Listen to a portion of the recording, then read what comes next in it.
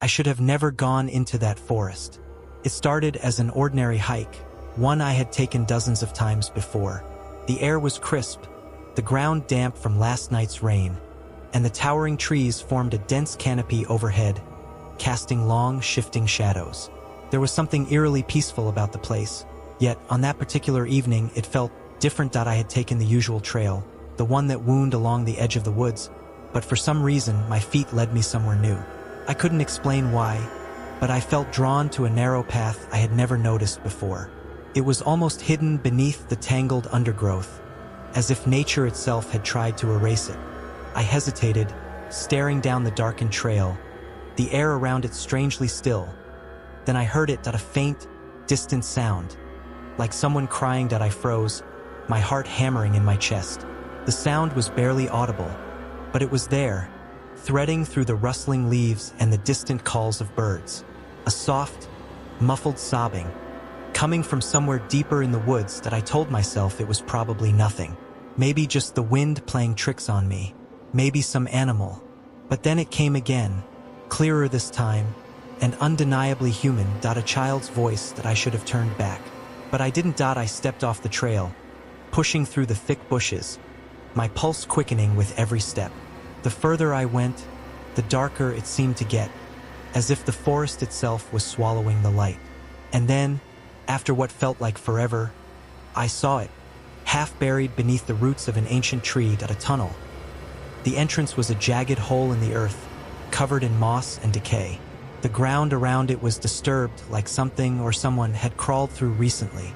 A cold shiver ran down my spine. It didn't look natural. It looked dug. The crying had stopped. Silence stretched around me, heavy and suffocating. I should have turned back right then, but curiosity, or maybe something else, kept me rooted in place. I stepped closer, peering into the darkness. The tunnel yawned open before me, a gaping void of nothingness. A strange, damp smell wafted from within, like earth, mildew, and something else, something rotten. And then, from deep within the tunnel, I heard it again. The scream. A piercing, blood-curdling wail, echoing up from the depths below. I stumbled back, my breath catching in my throat. The scream was filled with terror, raw, unfiltered fear. My instincts screamed at me to run, to get the hell out of there. But then, just as suddenly as it had started, the scream stopped. A silence followed, deeper than before. I don't know what compelled me, but I found myself reaching into my backpack, fumbling for my flashlight. My fingers were trembling as I clicked it on, the weak beam cutting through the suffocating darkness. The tunnel stretched downward at a steep angle, disappearing into the unknown. I hesitated. Then, against every ounce of reason screaming in my head, I stepped inside. The moment I stepped into the tunnel, the air changed. It was thick, damp, and heavy with the scent of decay. My breathing felt louder, each inhale rattling in my chest. The weak beam of my flashlight cut through the suffocating darkness, but it barely made a difference. The blackness seemed alive, swallowing the light as if trying to consume it. I moved cautiously, my footsteps muffled by the damp earth beneath me. The tunnel sloped downward at a steep angle, and the deeper I went, the colder it became. The walls were rough, carved out of dirt and stone, lined with thick, gnarled roots that twisted like skeletal fingers. Then I saw them scratch marks. They lined the walls, long, deep gouges, as if something had tried to claw its way out. Some were fresh, the raw earth exposed beneath the layers of dirt. My stomach twisted. What the hell had been trapped down here? The scream I had heard earlier echoed in my mind. It had sounded human. Had someone been down here? I swallowed hard, forcing myself to move forward. The deeper I went, the more unnatural the tunnel felt. It wasn't just an old burrow or an abandoned mineshaft. This place felt wrong, as if it weren't meant to exist. The walls seemed to breathe, the air thick with an unshakable presence. And then, I saw something ahead. A door stood there deep underground where no door should be. Old, wooden, and rotting, its surface was covered in strange symbols, carved deep into the grain. Symbols I didn't recognize. The door frame was embedded into the tunnel wall, as if it had always been there, Waiting. A new kind of fear crawled up my spine. This wasn't just some forgotten tunnel. Someone or something had built this. I reached out, hesitating as my fingers brushed against the wood. It was damp, warm, like it was alive. My gut told me to turn back, to run, to never look back. And then I heard it. A whisper.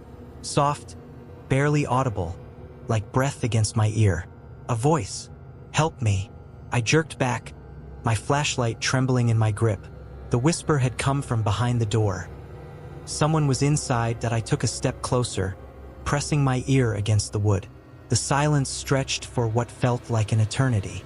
Then, just as I was about to pull away, a loud bang erupted from the other side. I stumbled back, my heart slamming against my ribs. The sound wasn't just a knock. It was a desperate, violent pounding. Someone or something was trying to get out. And then, the doorknob began to turn. I couldn't move. I couldn't breathe. The door creaked open an inch, then two, just enough for me to see it. A single, bloodshot eye staring back at me through the gap. And then the screaming began again. The eye stared at me, bloodshot and unblinking.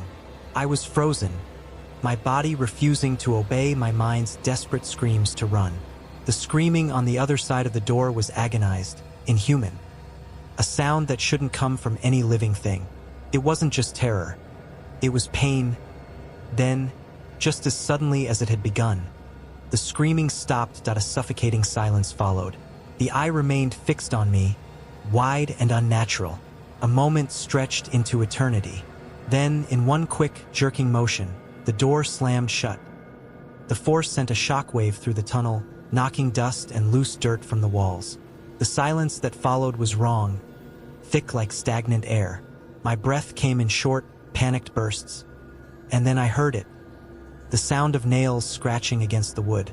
Slow, deliberate. A sickening, deliberate drag of claws across the surface of the door, as if whatever was inside was tracing my presence, letting me know it was still there. I turned and ran. I didn't care if I tripped, if I fell headfirst into the darkness. Every instinct in my body screamed for me to get out. My flashlight bounced wildly, shadows flickering like monstrous shapes along the tunnel walls. The incline was steep, my footing unstable, but I kept running. And then, the scratching stopped. I hesitated, my breath ragged, my hands shaking. The tunnel was eerily silent. I could still see the faint outline of the door in the distance, just barely visible in the darkness. My mind screamed at me to keep going, but then footsteps. Coming toward me, slow, unsteady, but definitely coming closer. I squeezed my eyes shut, refusing to look back. But I felt it. Something was right behind me. The air turned ice cold. A rotten, sickly sweet smell flooded my nostrils. My entire body locked in place. I couldn't move. I couldn't breathe. And then, a voice. Right against my ear. You shouldn't have come. A breath so cold it burned against my skin. I turned, and saw nothing. But the smell lingered. The air was still heavy, suffocating. The darkness around me felt alive. And then, just ahead, something changed. A second tunnel. I hadn't seen it before, but now it was just there. And from deep within it, I heard breathing, not mine, not human. Something big, something waiting. And then, from the depths of that tunnel, the door behind me burst open. The door behind me exploded open, sending a gust of foul, rotting air rushing through the tunnel. My flashlight flickered violently, the beam struggling against the suffocating darkness. And then, something stepped out. That I couldn't see it at first, only the shifting shadows that moved unnaturally, writhing like living things against the walls. The air grew thick, heavy, pressing against my chest like a weight. My breathing turned shallow. Then the footsteps began. Slow, wet, uneven. The thing inside the tunnel was coming for me. I stumbled backward, my heart slamming against my ribs. My flashlight flickered again, and for a brief second, just a split second, I saw it. A hand emerged from the darkness, clawed and twisted. The skin stretched too tight over jagged bones. The fingers twitched, moving unnaturally, like they had forgotten how to function. And then the rest of it crawled into view. Its body was wrong. long, emaciated limbs that bent at odd angles, as if they had been broken and never healed properly. Its face, or what was left of it, was half obscured in darkness, but I could see its mouth, wide, unnatural, stretching far beyond where it should have. The lips were cracked and torn, revealing rows of jagged, yellowed teeth that clicked together as it moved. And then it did something that made my blood run cold. It smiled at me. Not like a human. Not like anything that had ever been human. It was the kind of smile that came before something unspeakable. And then it spoke. You heard me. The voice was everywhere, layered, as if multiple voices were speaking at once. Some deep, some childlike, some hollow, empty. I turned and ran.